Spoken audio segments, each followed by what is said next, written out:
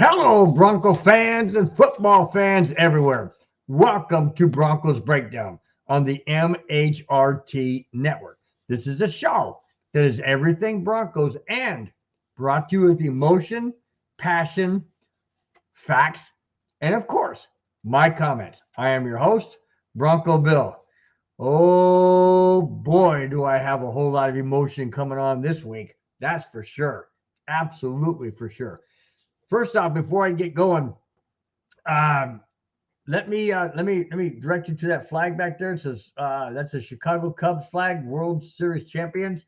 Um, that's probably going to be replaced by the time I do my next show. Why? First off and foremost, the Cubs are trying to do their very best not to make the playoffs in the wild card. And second, because I'm not sure if I'm going to put up the Bronco flag or the Avalanche flag. I'm contemplating as to which flag will I put up first. Is it going to be the Avalanche? If they win a game in the regular season, which starts on October 10th, or the Broncos if they win their first game. So if the Broncos, I'll put it this way: if the Broncos win their first game before October 10th, the Bronco flag will go up. If the Avalanche win their first game in October 10th and the Broncos still haven't won their first game, I'll put the Avalanche flag up. Is that fair?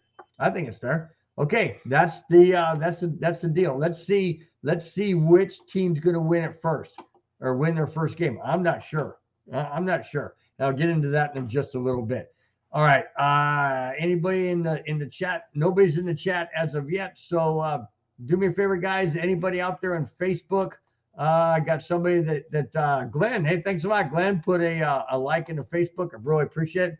Thanks so much. Anybody out there, please hit the subscribe button if you haven't, and the like button. Really, really would appreciate it. If you're so inclined, we are now available to get super chats. If you'd like to do that and help out the show, really would appreciate it.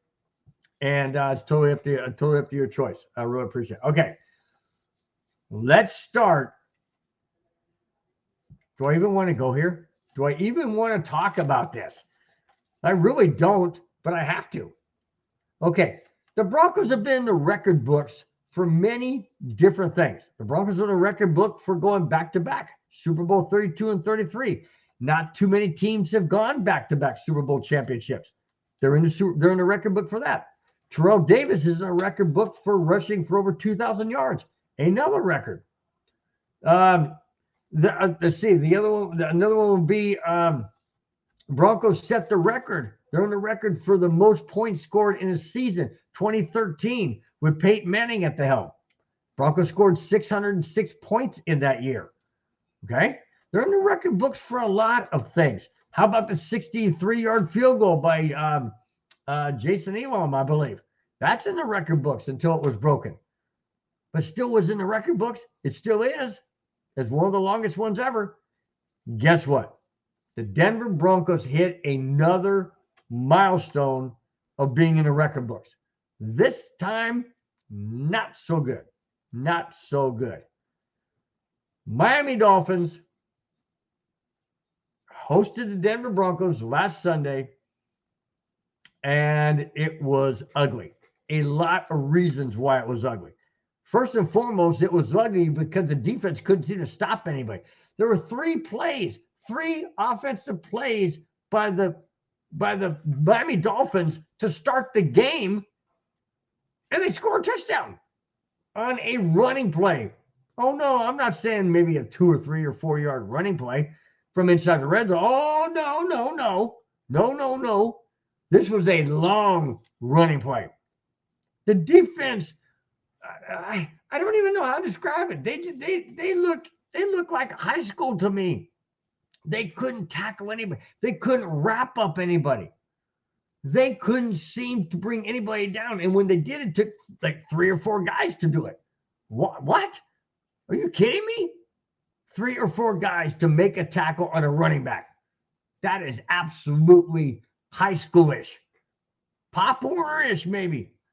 NFL? No, not supposed to be. Halftime was 35-10. I remember doing the neighborhood with Mike or Douglas Creevy, and I said, hey, if they can score 35 in the first half, why can't they score 35 in the second half? Bingo. They did. 35 in the first half, 35 in the second half, 5 passing touchdowns, 5 rushing touchdowns, 10 touchdowns in one game. One game. I think Denver's only had what, maybe 7 in 3 games? They had 10 in one game. Yeah, 70-20 was the final score. But it gets worse than that for me. Worse than that for me. And here's why. Okay? People are pointing the finger at Russell Wilson saying, well, Russell Wilson. Hey, you know what?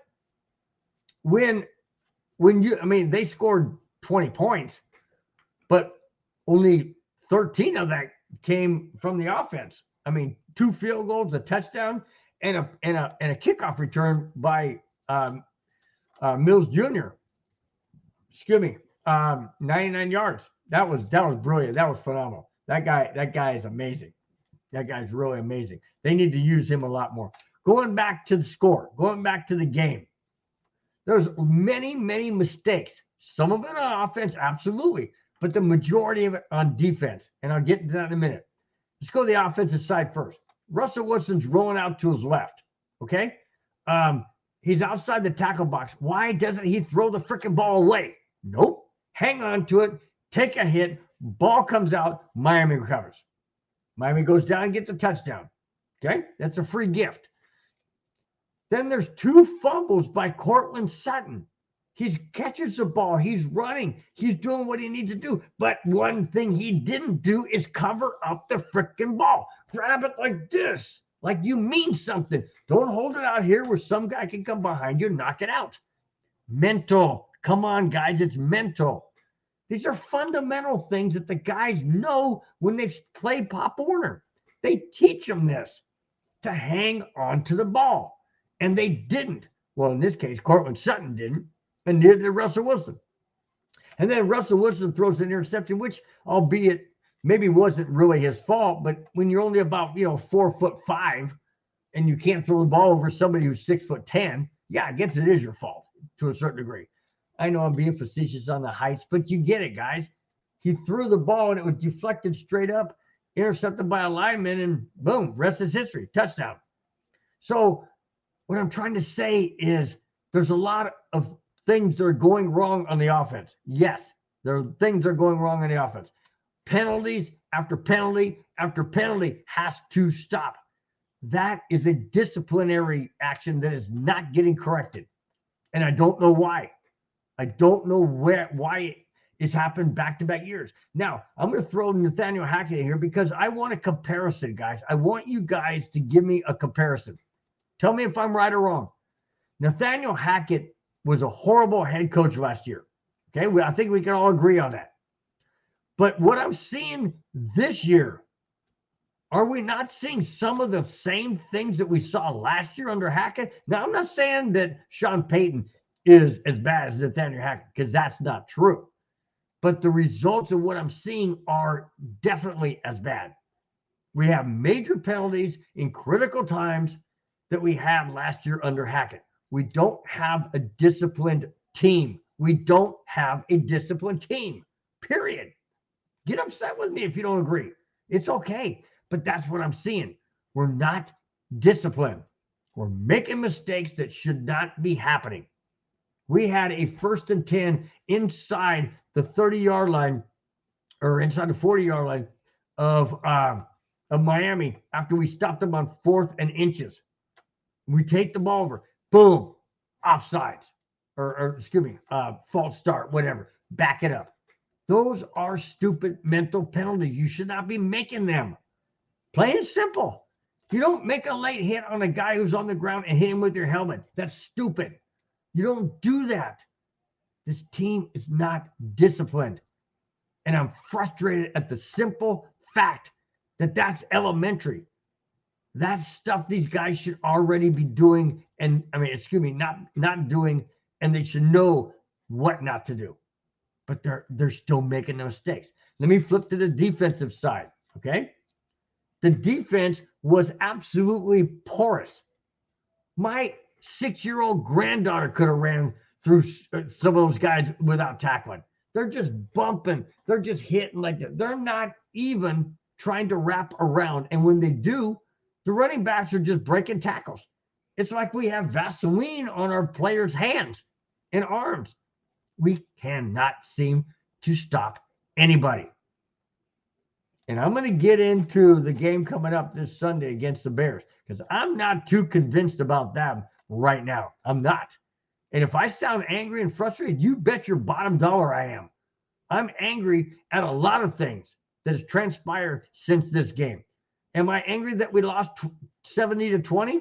Hey, you know what? A loss is a loss. To me, it's only one game. Okay. Yeah, it may resonate through the players. It may get under their skin a little bit. Good. I hope they react differently come Sunday against the Bears.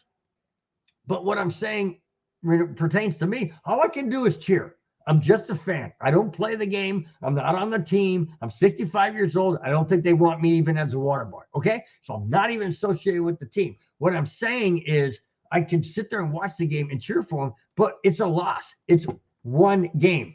It's not, they didn't lose 5 games in a row by this game. They lost 1. Okay. And that's how I'm looking at it. But to me, it translates deeper than that.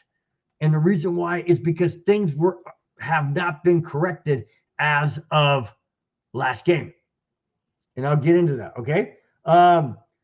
So listen to this.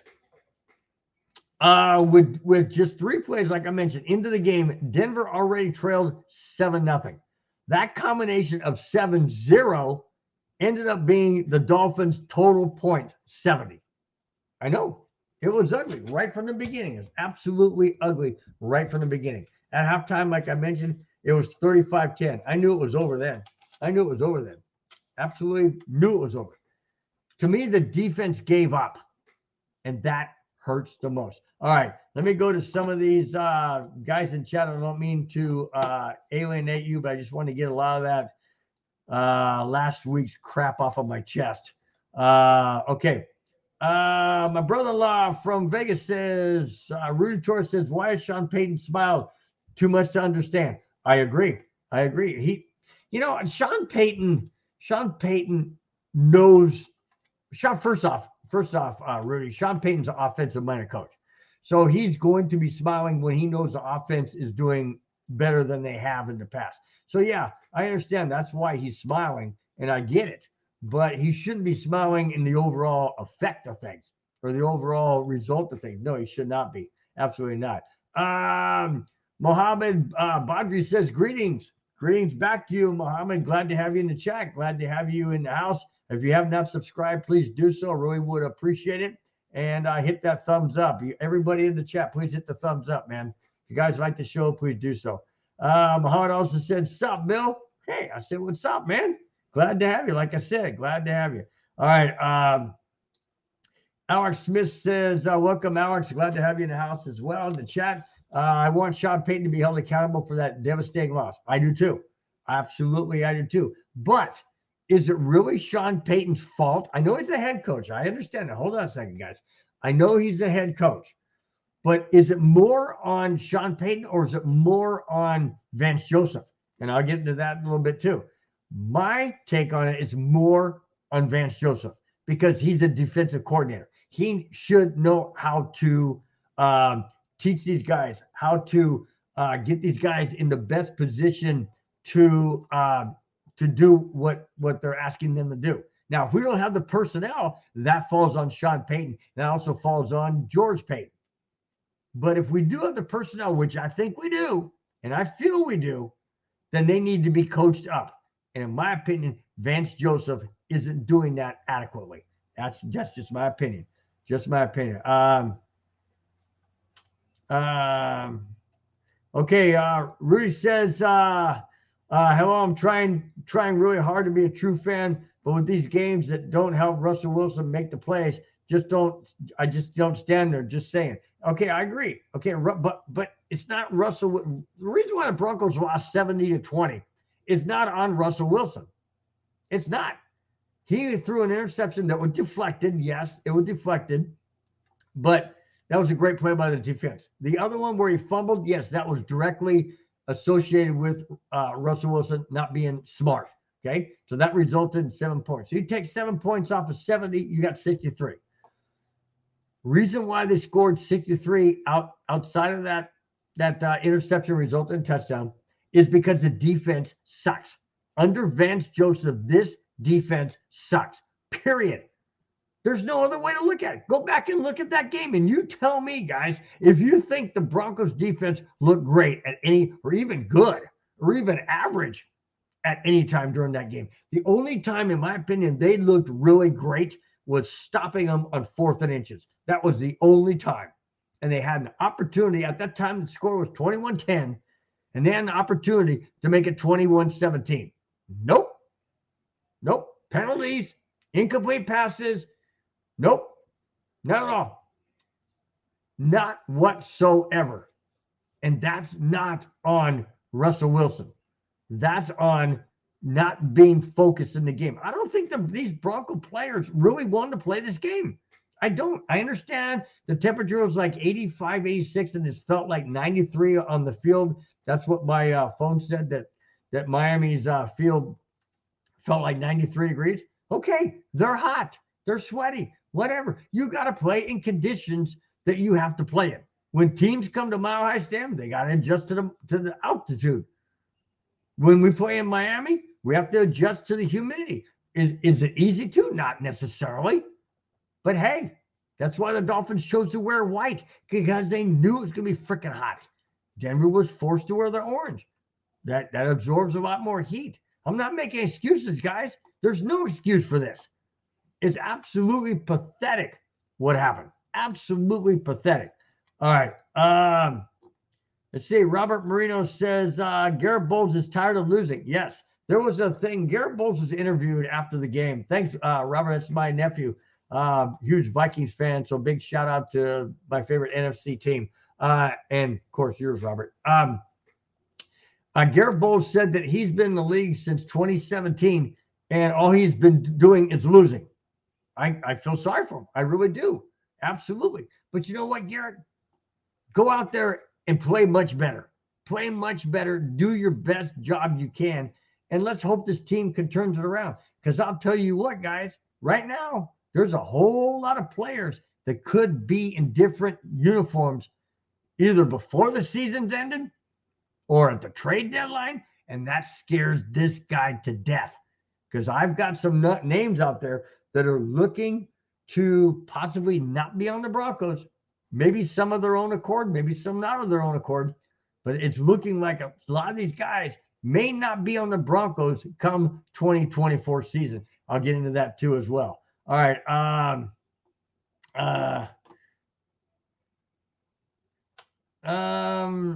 Let's see. Alex Smith says Sean Payton should have been furious walking up and down the sideline. I agree. He should be. I don't know why Sean Payton doesn't show more emotion, doesn't show more frustration, doesn't show more anger. I don't know what the cause is. I really don't. I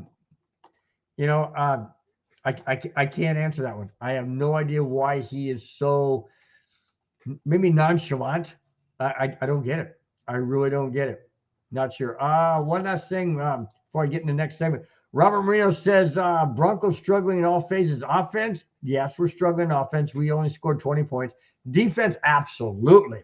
Defense is horrendous now under Vance Joseph. Special teams, we did get a 99-yard kickoff return to score a touchdown by Mims. So I'm really encouraged by that. I would say special teams. I don't know. We made our field goals. We didn't have one single kickoff return at all. All of them went in the end zone. So I would have to disagree, Robert, on the special teams, especially with that 99-yard kickoff return and making the field goals and whatnot. Coaching, yes, that falls on Vance Joseph. Definitely falls on Vance Joseph. It might also fall on Sean Payton to a degree, And I'll get into some of that in a minute. All right, here it is. Sean Payton keeps Vance Joseph. Why? Why keep somebody who's not producing? Let me ask anybody out there who's got a job. I mean, I'm working part-time at a golf course, and I worked 28 years in the school district system. So I'm going to ask the same question to you guys I would ask myself. If I'm not performing, or anybody out there, if you're not performing at the level that you were hired to perform at, do you think your job is still going to be yours the next day you show up to go to work? In my case, I don't think so. Not at all. If I'm not performing the way I need to perform, yeah, I may get a talking to. I may say, hey, you know what? You need to straighten your act out, blah, blah. If this happens again, if you're not doing this, blah, blah, blah. Okay, we got to let you go. That may take place. I agree. But when you're one of only 32 teams that have a defensive coordinator as the main defensive coordinator, you may have assistants. I'm not talking about that. I'm talking about Vance Joseph. They should have left his freaking dumb butt in Miami. At the end of that game, they should have said, you know what, dude? Here's the airfare. Find your own way home. He should not have come home with the Denver Broncos. I know that sounds harsh, and I know that that would never happen. They wouldn't do that right then and there.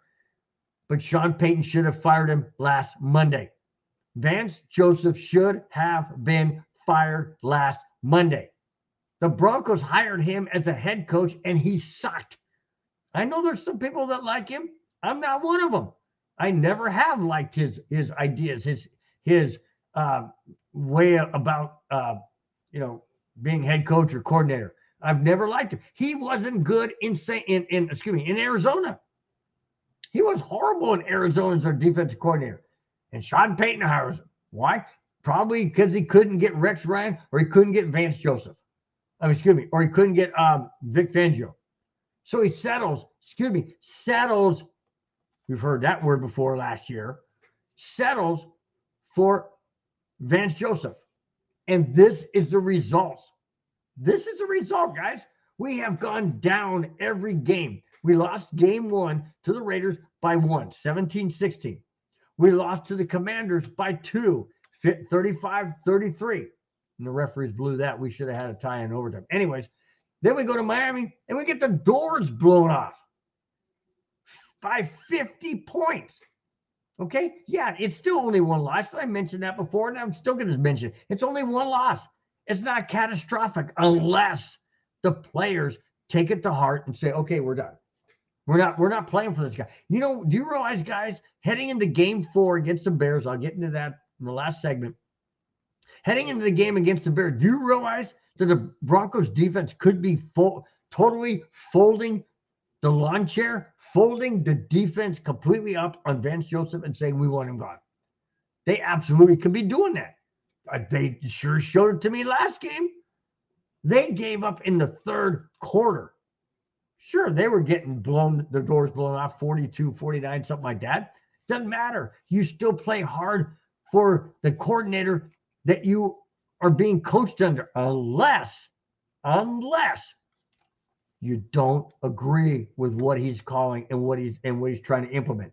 Then you throw the hat in. Then you say enough's enough.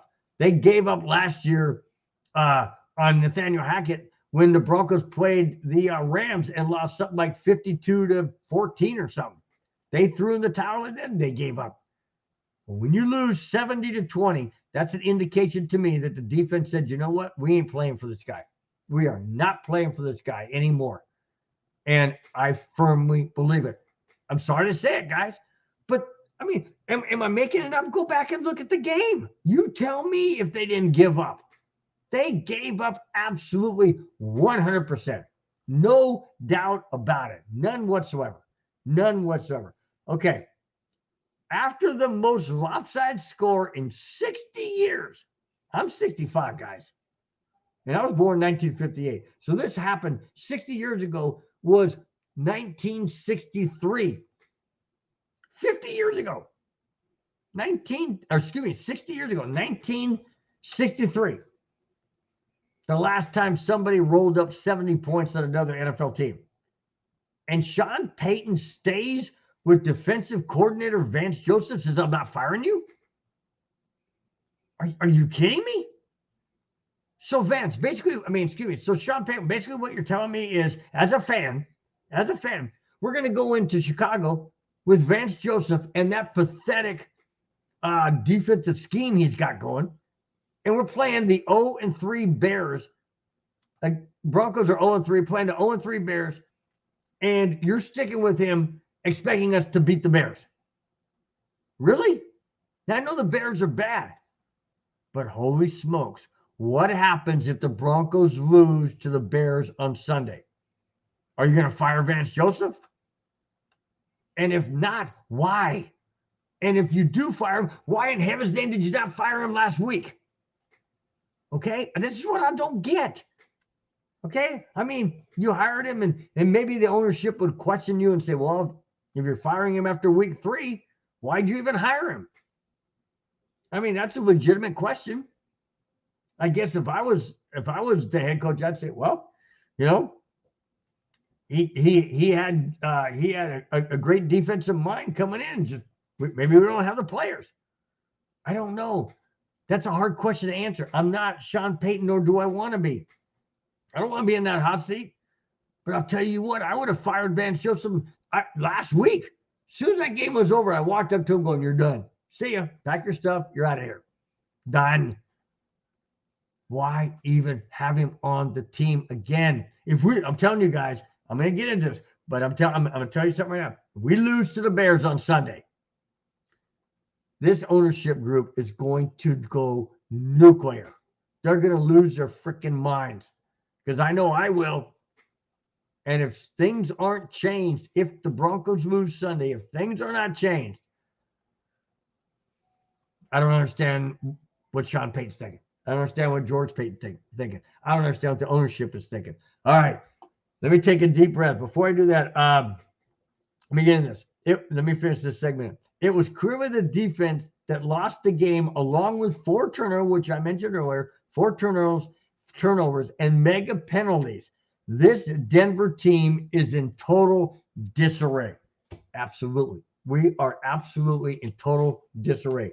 And I'm going to say something that's not going to probably go over well with Bronco fans, but I'm thinking and I'm believing that this team is really no different than last year's team under Hackett. Now, again, like I mentioned earlier, I'm not saying Sean Payton is as bad as Nathaniel Hackett. That's not what I'm saying. Listen to what I'm saying. I'm saying the results of this team are just as bad as the results of last year's team. Under Hackett, this team was horrible. And I'm seeing the same things under Sean Payton. Is it Sean Payton's fault? Well, he's a head coach, so he's got to take responsibility. But in my opinion, it's the defense. This defense went from a top 5 defense under Vic Fangio last year with a horrible offense to a pathetic, dang near last place defense with a better offense. So is it Sean Payton's fault? No. In my opinion, it's a Vance Joseph fault. It's his problem. He needs to go. We need to have somebody in here who knows how to coach defensive players, how to get the best out of them, how to run their defensive scheme, how to get the best out of what they're seeing from the opposing offense. That's not happening. That's not happening. And it absolutely blew up last week by giving up 70 points. I can't even stomach going back and watching even those highlights. I mean, seriously, there was a 67-yard run where the guy was barely touched. Nobody could get a hand on him. Nobody could tackle him. And he's gone for a touchdown. That doesn't happen in the NFL. That happens in high school. Sometimes it happens in college, but it rarely happens in the NFL, unless it was the Miami Dolphins and the Denver Broncos last week.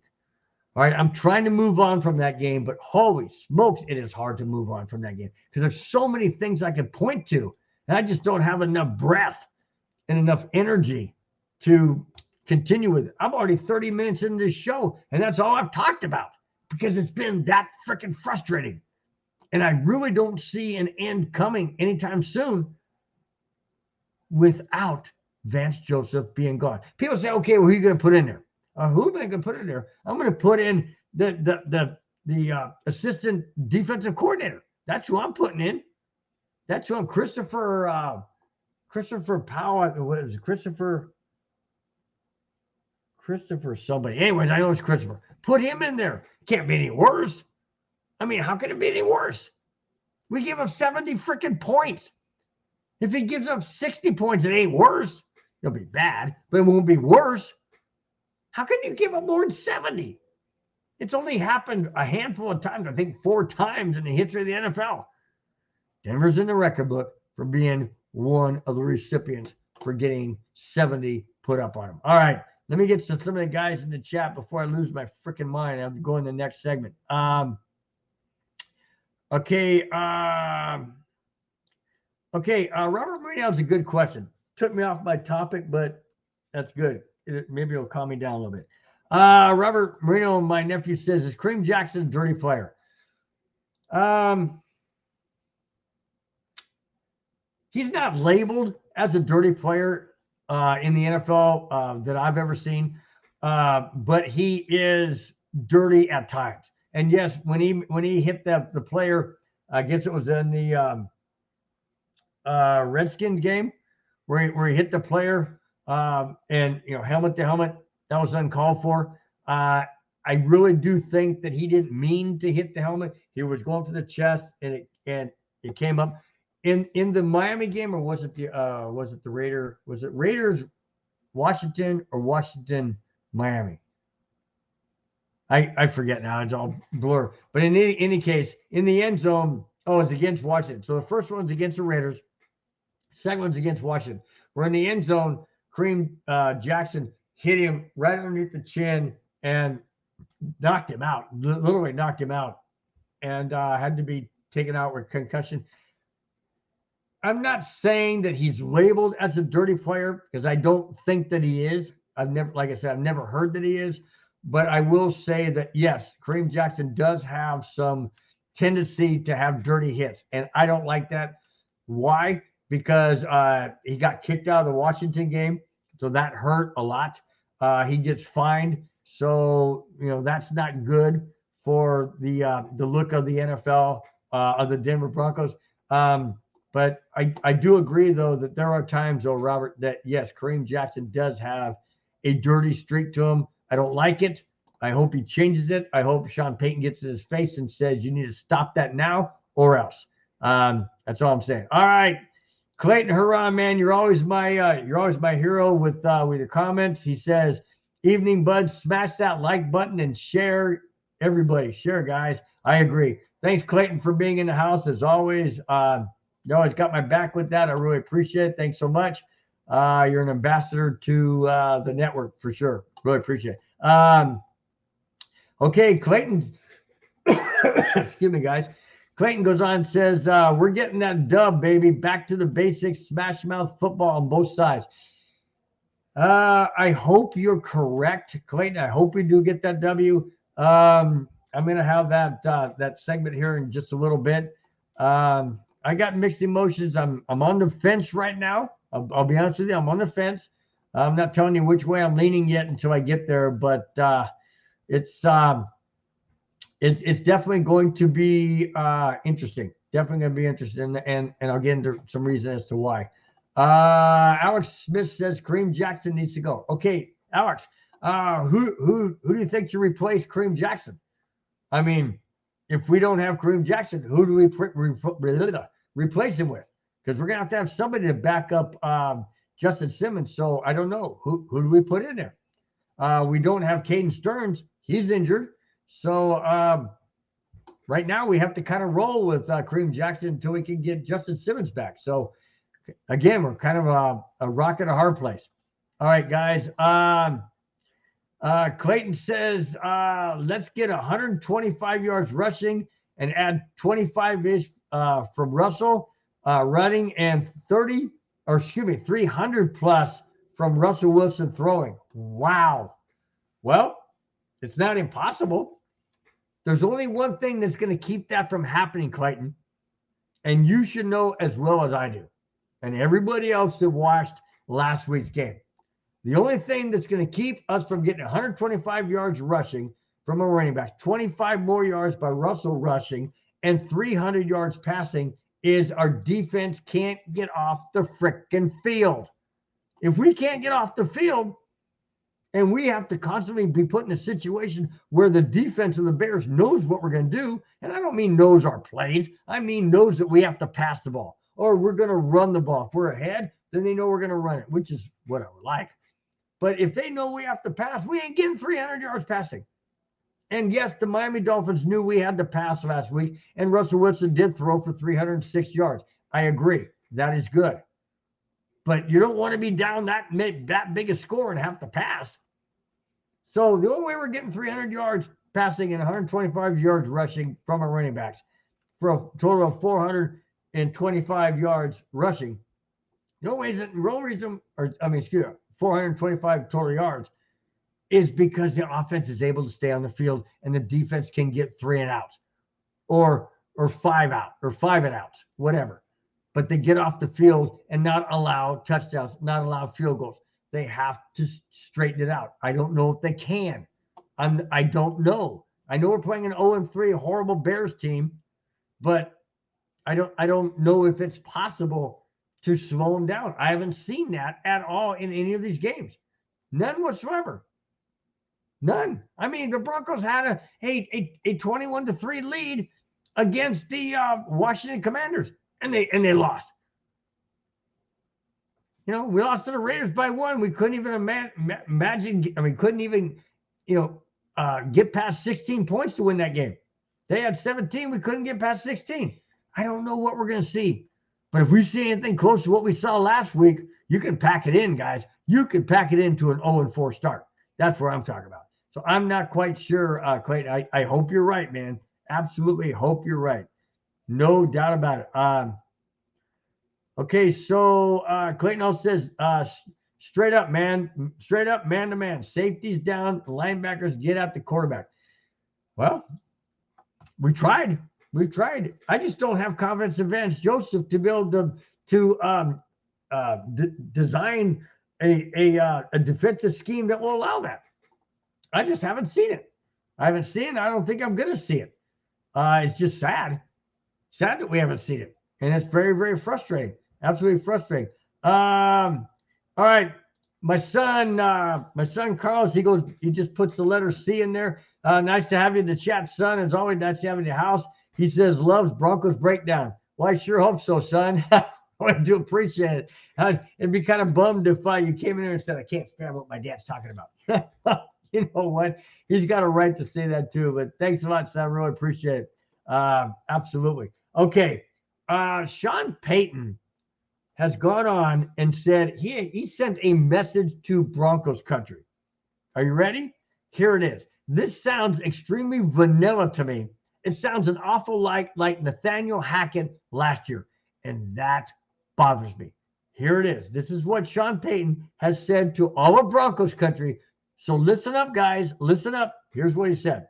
Sean Payton said to the Bronco fans this past week, quote, no, I'm not doing air quotes. I'm talking quotes. This is exactly what he said. Quotes. First off, we're going to work we're going to work our tail off and get this ship straightened away.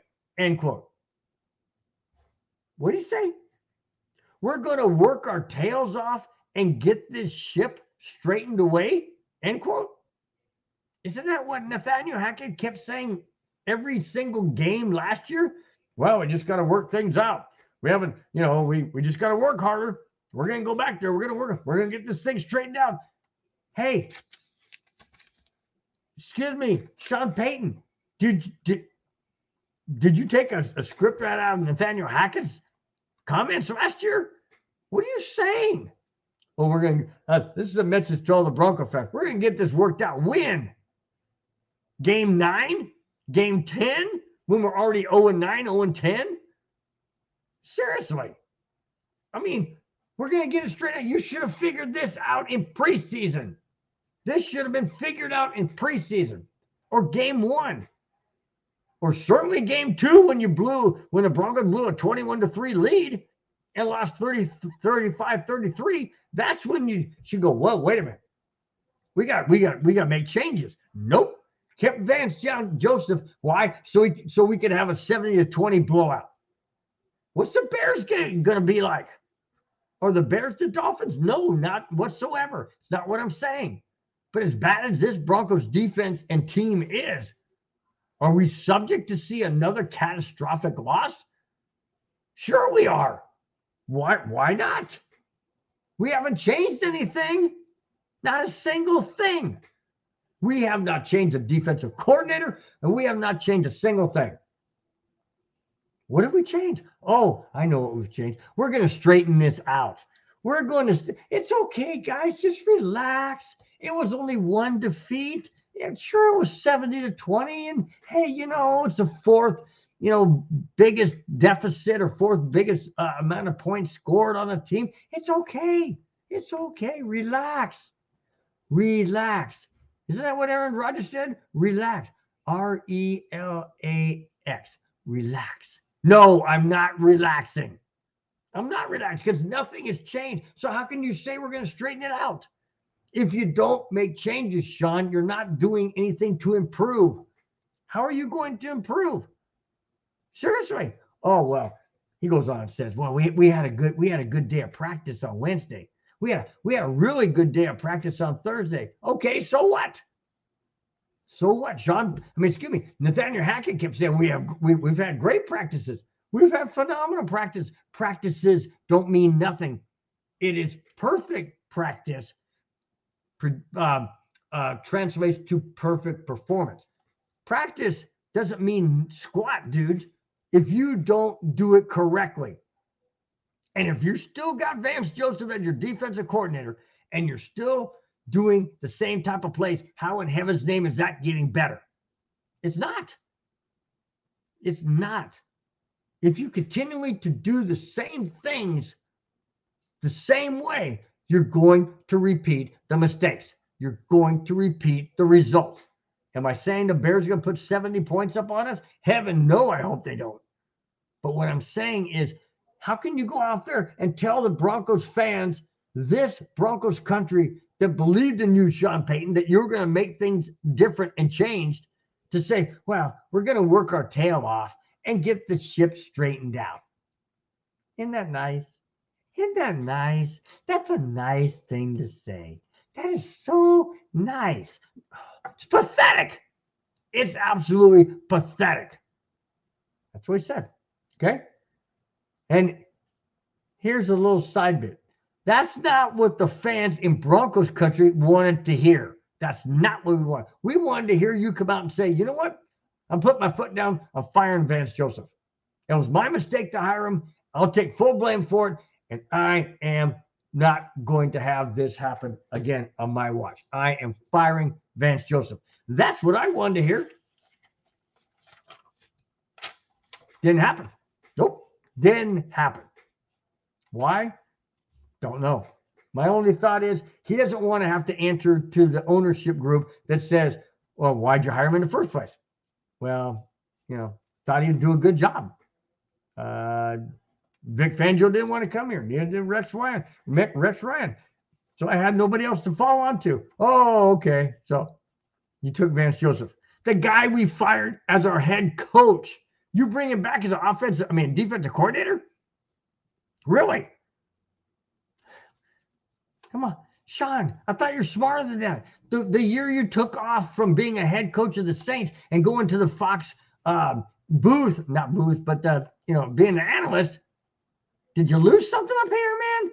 Did you really? I don't get it. You brought Vance Joseph back. None of Broncos country wanted him. I can't speak for everybody. I know this guy didn't want him. Why? Because of the results that we have. I didn't like him as a head coach. I dang sure can't stand him as a defensive coordinator. He is pathetic. No other Broncos defensive coordinator, and we've had some bad ones, never allowed 70 points on our Bronco team. Ever. ever happened. Vance Joseph, yeah. Fire him as a head coach, bring him back as a defensive coordinator, and there's your result. Hope the ownership group's happy. No, they're not happy. Not at all. Okay, let's go to a little bit of a positive side. All right. On the offensive side, hang on. Let me get to some of these chats real quick. Let's see. Alex Smith says, anybody but Jackson, he is one of the guys who is slowing the team down. I agree. Well, yeah, with his stupid penalties, unsportsmanlike conduct, personal foul. Yeah, absolutely. That's a 15-yard penalty. And the instance with the Washington Commanders, the guy made the catch. He took the shot to the helmet, made the catch, so it was a touchdown. But then, they have that 15-yard penalty. So, it backed the Broncos up deep in their own end. And you can't be taking these stupid, idiotic penalties. You can't be doing this. Can't be making these mistakes. So I agree, Alex. I don't know if I would say anybody, but definitely somebody who's not a headhunter like that. Absolutely not. Robert Marino says Peyton should hire Pat Shurmur as offensive coordinator again. Pat Shurmur. You know what? Was it Pat Shurmur that I didn't like? Well, you know what, Robert? It's Sean Payton that's calling the offensive plays. Sean Payton's the one who's calling the.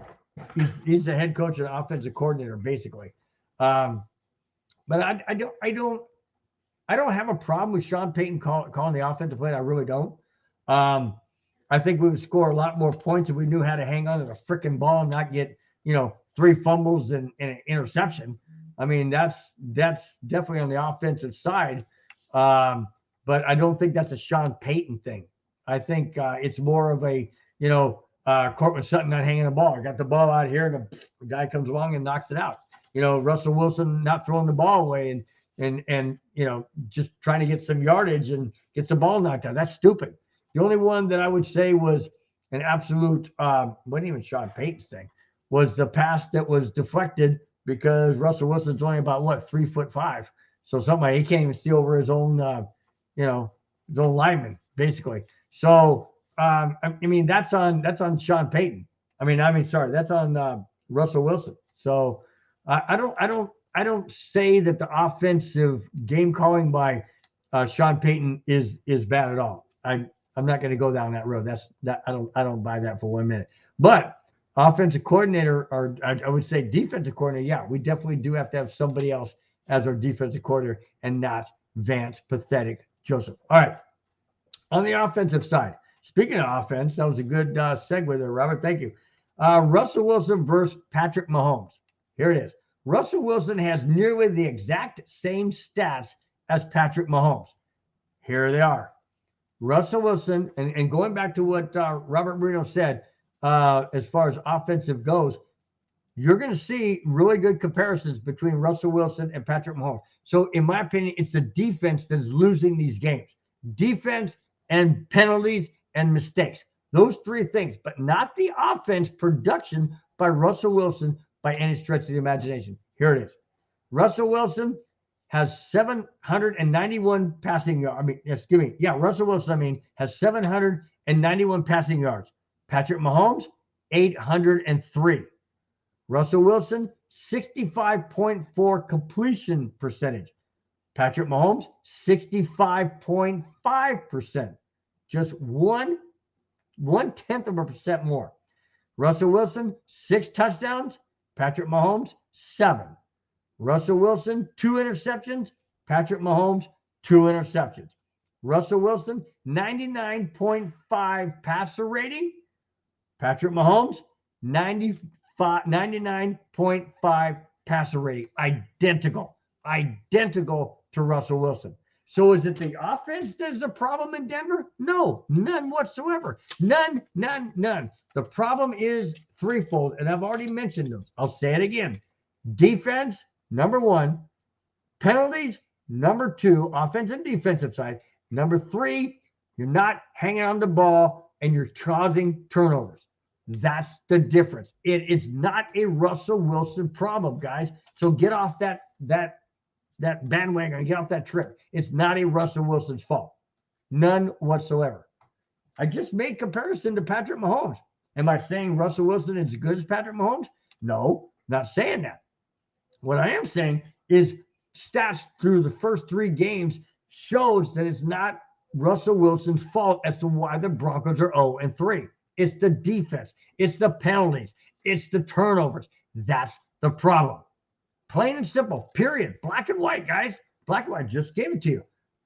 Okay? The Broncos are 0-3. The Chiefs are 2-1. Okay? Why are the Chiefs 2-1? The Broncos 0-3? Defense, penalties, and turnovers. That's the difference. Absolutely no other way to say it. That's the difference. All right. On a note that is disturbing to me, okay? And then I'll get into the next to the last topic, okay? Patrick Surtain II, PS2's father, came out and said, and I quote, "My son is wasting his talent in Denver," end quote. Whoa. Patrick Surtain's dad, who played for the Dolphins, is saying that his son is wasting his talent in Denver, end quote. Wow. That means he wants his son out of Denver to go to a team that's contending. Okay? Okay, every father wants the best for his son. That's all well and good. That's all well and good. But to come out and say that bothers me. And the reason why it bothers me is because he should be wanting his son to do the best he possibly can to change this defense around. And yes, Patrick Surtain's a shutdown corner. And yes, I understand that if he was on, let's say, a Miami Dolphin team or a I don't know, what's another prolific team, Kansas City, somebody like that, yes, he would have a better opportunity to get to the playoffs. But sometimes you got to go through the valleys to get to the mountaintop. No pun intended being in Denver, but sometimes you got to go through the valleys to get to that point. It's more rewarding when you go through those hardship of losing seasons than when you finally win a Super Bowl like I have experienced. It is much greater, much more rewarding to say, man, I endured all of those losses and all of those bad teams to get to the pinnacle and win it all. It's a much greater feeling, much greater feeling. So for his dad to say, he's wasting his talent, I can't go there. He's only been on the Broncos for 3 years. How's he wasting his talent? Not even in his prime yet. Let this play out, Mr. Patrick Surtain Sr. Let this play out. Don't sit there and throw barbs at the Broncos because they're 0-3 and saying, basically saying you want your son out of Denver. That's not good. That's not good. I don't like it. I don't like to see that. So should Denver begin a rebuild now? Let me ask this in the chat. Should the Denver Broncos begin a rebuild now and get rid of people like Patrick Surtain, Cortland Sutton, Jerry Jeudy, Garrett Bowles, players like that, or try to salvage this young season? We're only 0-3, and I know I say only, but I mean we got the Bears. We should beat them. Hopefully we do, and hopefully, we beat the Jets the following week in Denver. Then we'll be 2-3. I know we got to play Kansas City twice. We got to play Chargers twice and the Raiders again. And then we got Buffalo and we got other teams. I understand that. But hey, we got to start somewhere, guys. We got to start somewhere. So should we begin a rebuild now and start letting go of all these guys and trade these guys away and build up draft picks and this, that, and the other thing? Or should we try and salvage the season? We're only 3 games into the season, guys. I say do not tank. Don't tank. That's not what these ownership group did. They didn't come in here to buy the Broncos to be the worst team in the NFL. That's not why they bought this team. They bought this team to make it a franchise, a Super Bowl contending team year in and year out. Are we having a bad beginning of the season? Absolutely. Do we throw in the towel? I say absolutely not. No, don't do it. What message are you sending to Broncos fans? What message are you sending me? Seriously, what message are you sending me? A Broncos fan since 1976. You trying to tell me, oh, well, the ownership group, they just want to tank for, draft picks. And, we hired Sean Payton so we could tank. That's stupid. That's preposterous. That's idiotic. That's just big dumb. No, we don't tank. Okay. So we've lost 3 games. Whoopee. Let's turn it around. All right. Let's turn it around. Let's do our best. Let's don't throw in the towel. We got 14 games left. Guys, do you realize if we go 10-4? I know, guys. Is it impossible? Well, it looks like it's impossible from this angle, being 0-3 and getting your doors blown off last week. Sure, it looks impossible. But it's only impossible if we keep Vance Joseph or things don't get turned around. Then it's impossible. But you got 14 games left on the schedule. Why not try and make something of those 14 games? Why not try and win one game at a time? Like, how about let's win the game against the Bears? Then we'll focus on the Jets. Who knows? We could win in Kansas City on that Thursday night, whatever day that is. Thursday night. We could win on that. Well, probably not. But who's to say? Stranger things have happened. Kansas City lost their first game of the season at home. Why can't we beat them? We can only do it if things turn around and things change. And it begins this Sunday, 10 a.m. Pacific time. All right. Let me get to some of the chat, see if anybody says anything. I agree with Mohammed Badri. I would wait to see what happens before selling. Absolutely. I don't want to sell at all. I don't want to have a fire sale. I'm never in favor of that. I don't like fire sales.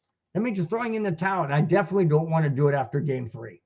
The only towel I wanted to throw in was the towel that I would throw at Vance Joseph and say, here, take this to the showers. You're gone. That's the only towel I'd like to throw in. That didn't happen. Okay. Robert Marino says the Broncos should do a rebuild, but not under George Payton. Let a new GM rebuild this team. I don't trust a rebuild team under Payton.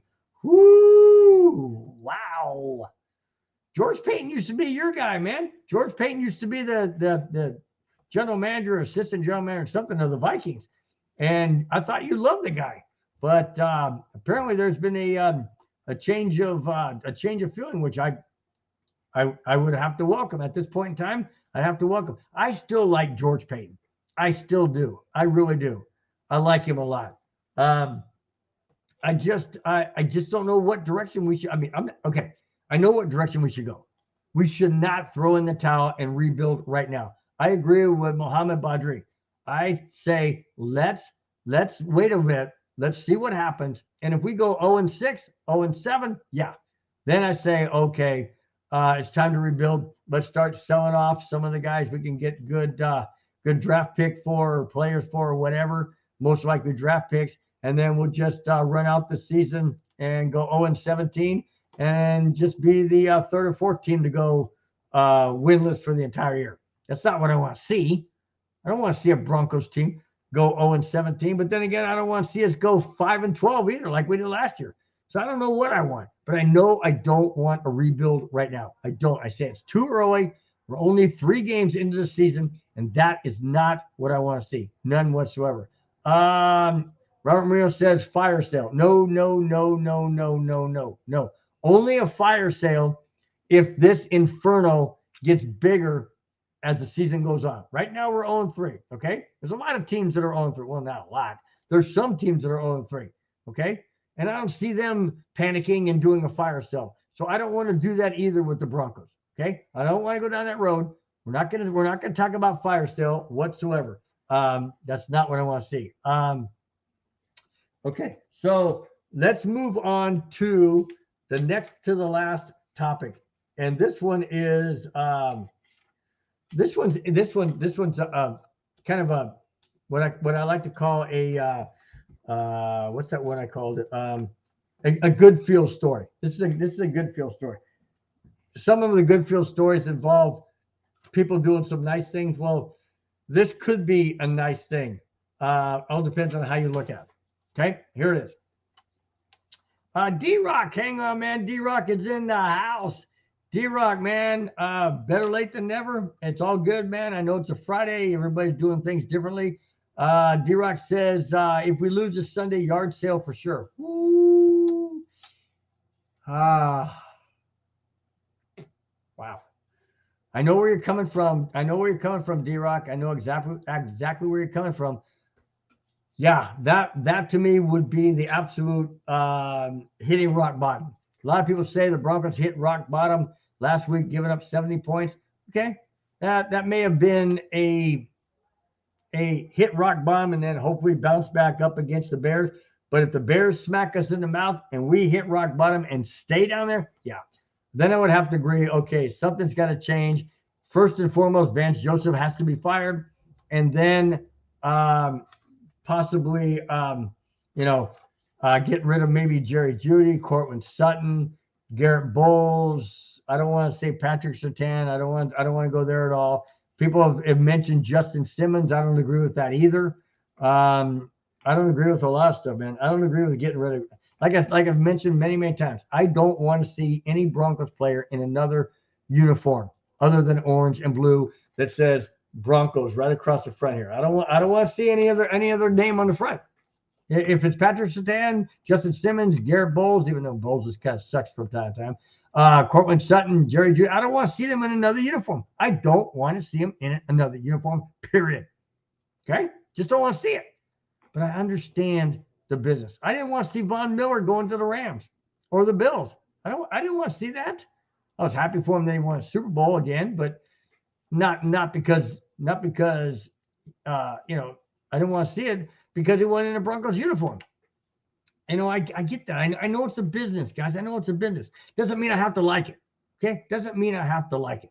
Anyways, all right. D-Rock says, Big Bill, hey, bud. I say, D-Rock, what is up, my friend? In the house. In the house. Love it. Okay, I will agree with this. D-Rock does make a great point here. We have to bring in winners with winning culture. We lost for so long. It's normal. Absolutely.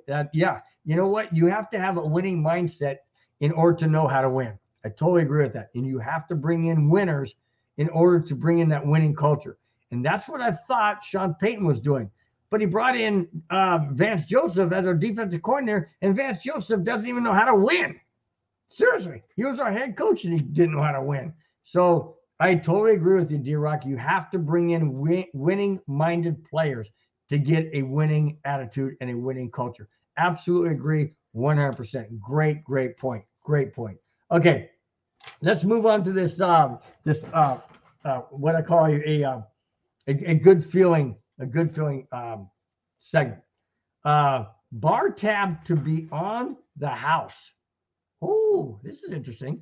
A sports bar in Chicago is so confident that the Bears will beat the Broncos that they will pay the entire bar tab should the Bears win Sunday? No. Should the Bears lose Sunday? They will pay the entire bar tab for everybody in there. Now, hang on a second. It doesn't mean, and there's some stipulations. It means they're going to open up the bar at 11 a.m. Central Time, Chicago. 11 a.m. Central Time. At 11 a.m., they're going to open up the bar.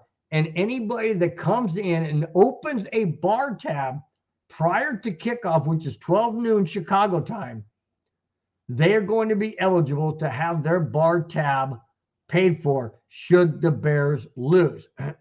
That concludes at the end, at the end of the third quarter.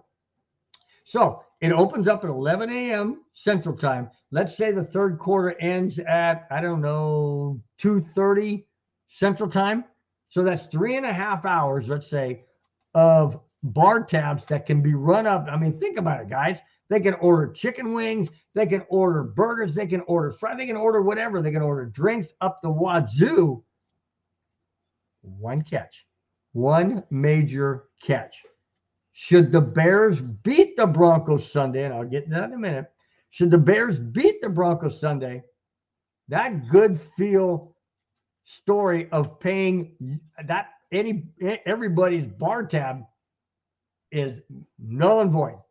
The Bears have to lose for that sports bar to pay for everybody within that sports bar in that designated time frame to have their bar tab paid for. Now, if people are still buying stuff after the third quarter ends, then it's on them. So apparently that there's some type of a way to calculate and to notice or know when that tab begins and ends. So that's interesting. I continue.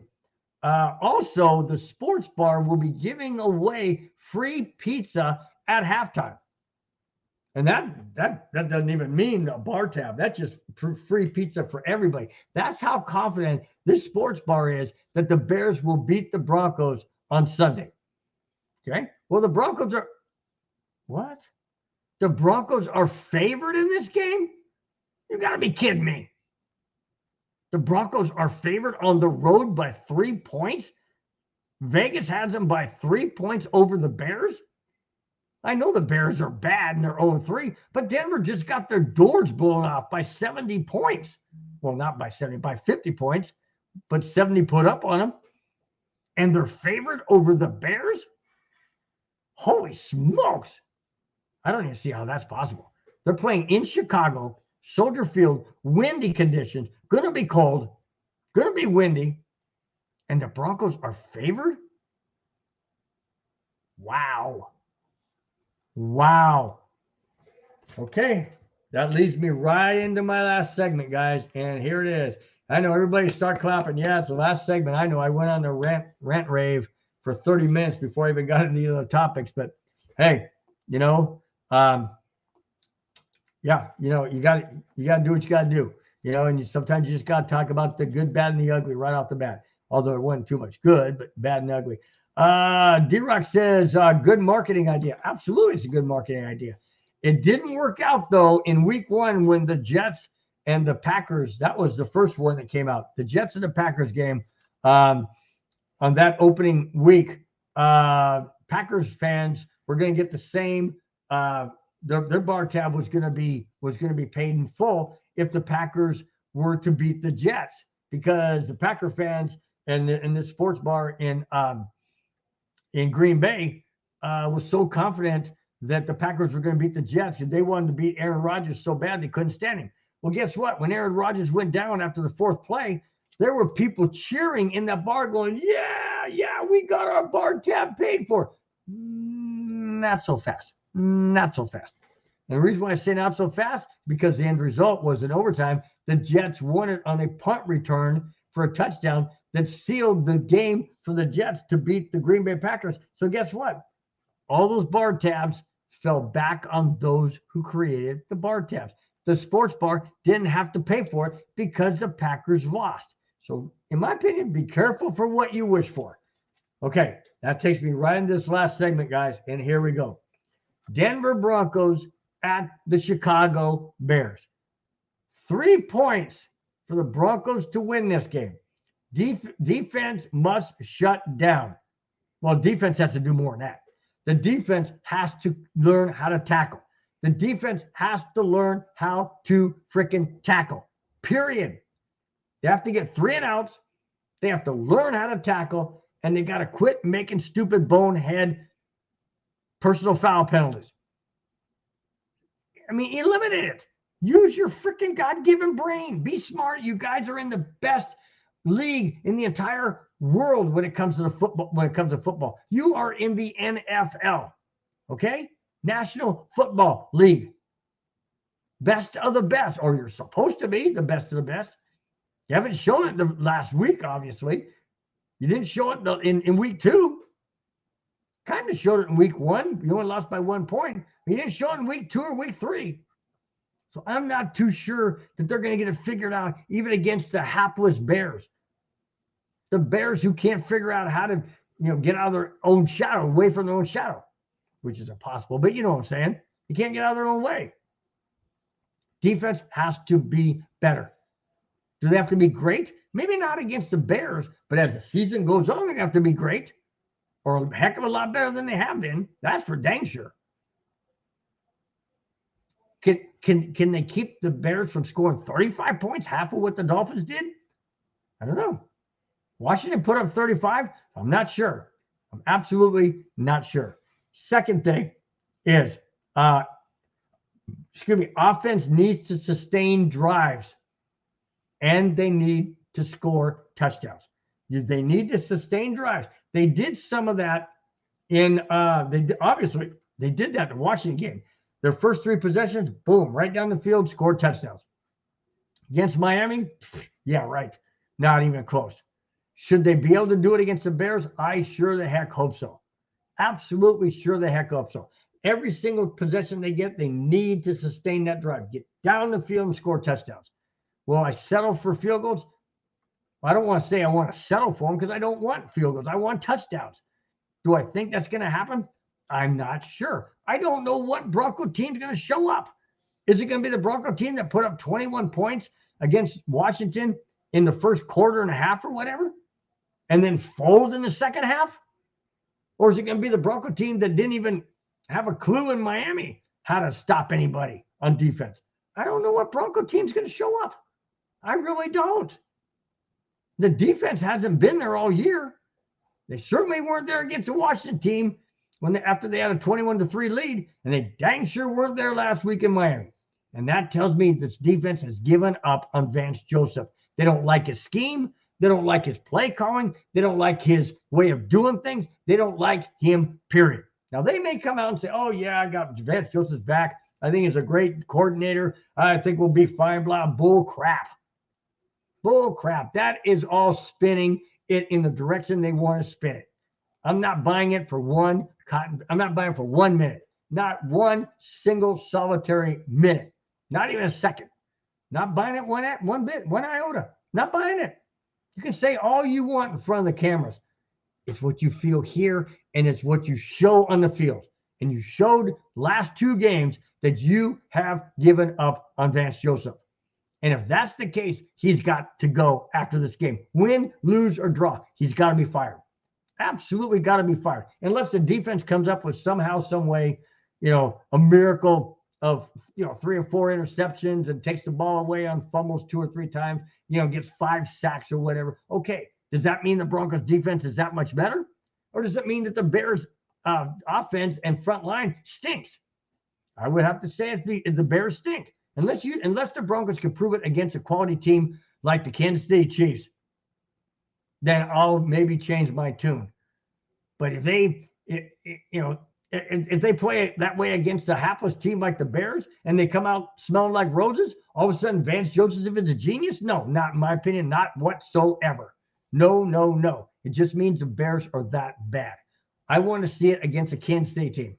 I want to see it against the Raider team again at the end of the season. I want to see it against the Chargers team. I want to see it against these other teams that are better than the Broncos right now.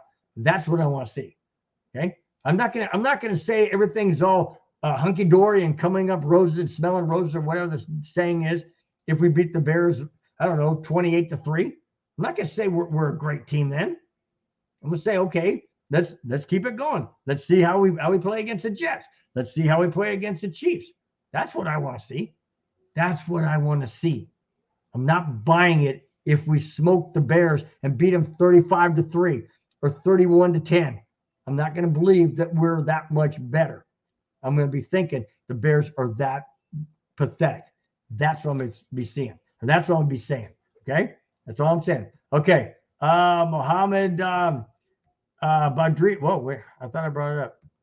Mohammed Badri says, I think the defense is going to be fired up after that terrible loss. I'm not sure that it could be sustained. Okay, I'll agree with that. Yeah, sometimes after you've had a pathetic, horrible loss, yeah, you come back spitting nails.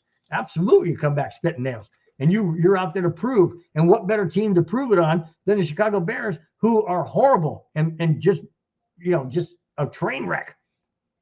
But are the Broncos a lesser of a train wreck?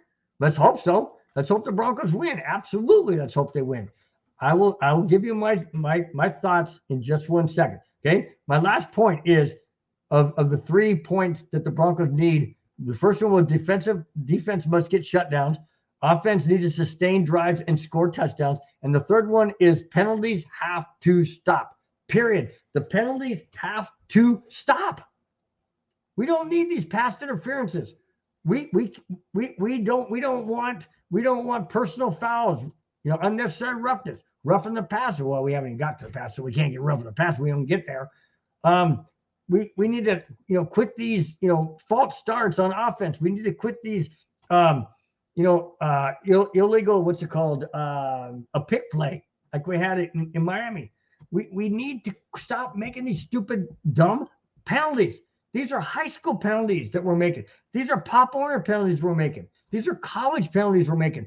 The pros at this level, you need to be more focused. You need to be more disciplined. And I'm not seeing that with the Sean Payton coach team. Not seeing it at all. And that's very, very alarming and frustrating because we saw it under Hackett. And Hackett is a pathetic head coach. But now we're seeing it with Sean Payton. So this is a bad trend that I'm seeing from the Denver Broncos. And I'm not liking it. And I'm not liking it whatsoever. And there has been no changes. And there has been no direction as to how to correct it. All we've heard from Sean Payton is, well, Bronco fans, we're gonna work our tail ends off, and we're gonna make these adjustments, and okay. Well, what adjustments? You didn't fire Vance Joseph, so that wasn't an adjustment. You're keeping him. So what does that tell me? That tells me, how are we gonna have any better defense going against the Bears? I mean, I don't see any changes. I don't see anything different. My gosh, I'm on this freaking soapbox that's driving me nuts. We had better get a win this Sunday, or I'm going to lose my freaking mind come next Friday.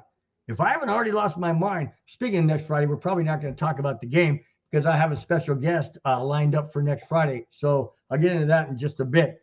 But finishing up this last segment of the Broncos and Bears this Sunday, 10 a.m. Pacific time, I have the score. And I hate to say it, guys, because I haven't seen anything different, especially coming off a 70-20 blowout. I've got the Bears. Unfortunately, I have the Bears. And heaven help me, I hope I'm wrong. But I have the Bears beating the Broncos 20-17. That's what I have. Broncos losing to the Bears 20-17 because nothing that I've seen so far has been changed. Nothing. Play calling, defense has gotten worse every single week, and I don't see them playing hard for Vance Joseph. I hope I'm wrong. I hope that I hope that Mohamed Badri is correct. I'll put it up there once again. I hope he's correct. He says, I think the defense is going to be fired up after this terrible loss. I'm not sure that it can be sustained. I'll tell you what, I hope you're correct, that they will come out fired up. I just don't believe it right now because I haven't seen anything to change my mind. That's the thing that scares me. I hope I'm wrong. I don't want the Broncos to lose. I hope I'm wrong. But again, I have the Bears winning 20-17, and therefore everybody in that sports bar will have their tab paid for. Okay? That's or is it the other way around when they lose? Oh, no, it's the other way around when they lose. Yeah. So anyways, that's what I have. I hope I'm wrong, like I said, but I can't convince myself 2 days away from the game to convince myself that the Broncos are going to win this game. All right. Going to next Friday, I have a special guest. I've had him on here before. Hopefully everything works out. It looks like it's going to. I had about 3 months ago, I had Hall of Fame wide receiver number 18 for the San Diego Chargers. Charlie Joyner was on my show. I'm going to have him back again this coming Friday. Lord willing, everything turning out. He'll be back on. We're going to talk about him going back to Canton for the Hall of Fame induction of his former head coach who passed away, Don Coryell. I want to get his reaction on that and what it was like being back there and the emotions and all of that involved. And then we're also going to talk about his jersey number 18 was retired the very first home game of the Chargers at SoFi Stadium, along with Kellen Winslow, number 80. Kellen Winslow, number 80, Charlie Joyner, number 18. Both of those jerseys were retired by the Los Angeles Chargers to never be worn again by any Charger player. So not only is Charlie Joiner immortalized in the NFL Pro Football Hall of Fame, he's also immortalized by the Chargers will never, ever have anybody else on their team wear number 18. We're going to talk about that. We're going to get his emotions on that. It's going to be an absolutely fantastic show next week. Do tune in if you can. Do it live. I will be taking comments from the chat and presenting those to him, some questions and things like that. So, guys, I'd love to see every single one of you in the chat. It'd be absolutely awesome. I know he'd appreciate it as well. It's only going to be audio. He's not comfortable being in video. It's not something that he does regularly. So his voice will be audio. I'll have it. He'll be on my phone. I'll have his phone connected to my speaker. So that'll be great. To my microphone, I should say. So it's going to be great, guys. Hope you guys can all tune in. It'll be a fun, absolutely great show. All right, that's it, guys. That's all I have. Thanks for watching. Thanks for subscribing. If you have not, please do so. It's absolutely free. There's not many things you can get in life for free. Subscribing to this channel, to this network, to my show is absolutely free. Really would appreciate it. Before I go, I got to go down the list of guys who have been in the chat. I always do this. I want to thank each and every one of you for being in there. You've taken an hour and 20 minutes of your time for being here. I really do appreciate it. It means a tremendous amount to myself as well as a network. Thanks again, guys. To Rudy Torres, my brother-in-law Rudy Torres, Mohammed Badri, Alex Smith, Robert Marino, my nephew. Go down the list. Clayton Huron. Clayton, for always saying smash that like button and thumbs up. I appreciate that. Thanks so much. Anybody else in here that I'm missing? I don't want to miss anybody. D-Rock, absolutely. D-Rock coming in at the end of the show. I appreciate it. Doesn't matter when you come in. Doesn't matter what time it is or whatever. I just appreciate each and every single one of you guys being in the chat. Absolutely appreciate it. You guys are the best. You make the show better than it ever would be. I owe it all to you guys. Thanks so much for your comments, for your insight, for your take, your support. Greatly appreciate it. Guys, until next Friday. We got one more show coming up. That's this Sunday, 10 o'clock Pacific time. It's the Broncos neighborhood. Myself and Madungus Creevy. Hopefully he's feeling better. Madungus is a little under the weather, not feeling too well. He's hopefully he'll be able to be on the show on Sunday. Otherwise, we won't have it, or it might be myself or somebody else. I'm not sure. But guys, if we're doing the neighborhood, please tune in. That'll be 10 o'clock Pacific time. You're anywhere in your time zone, 10, 11, 12, and 1.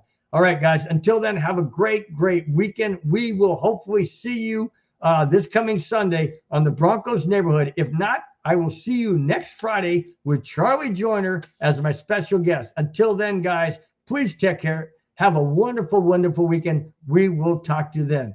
Take care, guys. Bye-bye. Even when you feel low, you can still go. Even when you feel slow, you can still go. Even when there's no hope, you can still go. I never answer to no, man, I still go.